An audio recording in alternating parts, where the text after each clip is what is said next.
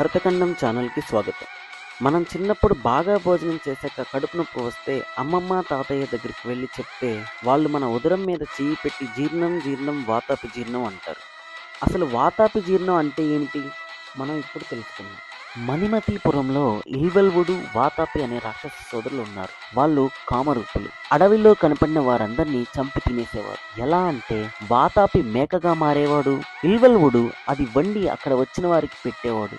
అది తిన్నాక ఇల్వల్వుడు వాతాపి అని పిలవగానే వాతాపి తిన్నవారి పొట్టని చీల్చుకుని బయటికి వచ్చేవాడు. అలా బయటకు రాగానే ఆ రాక్షసులు ఇద్దరూ కలిసి వారిని తినేసేవారు. ఒకరోజు అగస్త్య మహర్షి ఆ అడవిలో వెళ్తుండగా వారు పితృదేవతలు చెట్టుకి తలకిందుగా వేలాడుతూ కనిపించారు. వాళ్ళని ఏమిటి అని అడగగా మహర్షి బ్రహ్మచర్యంతో ఉన్నాడు కనుక వారికి ఇంకా పుణ్యలోకాలు రాలేదు అని చెప్తారు. అప్పుడు అగస్త్యుడు తన తపోబలంతో విదర్భరాజుకు కూతురు పుట్టేలా చేశాడు.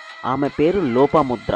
మహర్షి తనని వెళ్లి వివాహం చేసుకుంటాడు. సంతానం కోసం మహర్షి లోపాముద్రని సమీపించగా ఆమె తనను అలంకరించి భోగించమని చెప్తుంది. సరే అని మహర్షుడు శృతర్వుడు అనే రాజు వద్దకు వెళ్ళి బంగారం అడగగా అతడు పోష్యజనం తప్ప మిగులు ధనం లేదని చెప్తాడు. తరువాత మహర్షి బ్రహ్నావుడు అనే రాజు దగ్గరికి వెళ్తాడు. అతడు కూడా ఇలాగే చెప్తాడు.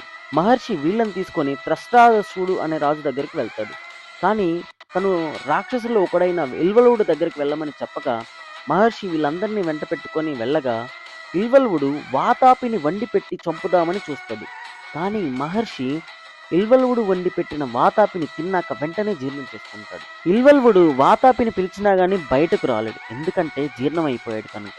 అప్పుడు ఇల్వల్వుడు మహర్షికి మరియు మహర్షితో వచ్చిన మిగతా రాజులందరికీ బంగారు ఆభరణాలు, బంగారు రథం ఇచ్చి పంపిస్తాడు. తర్వాత మహర్షి ఇంటికి వెళ్ళి లోపముద్రకి గర్భధానం చేసి సంతానం కలిగి పితృదేవతలకు పుణ్యలోకాలు వచ్చేలా చేస్తాడు.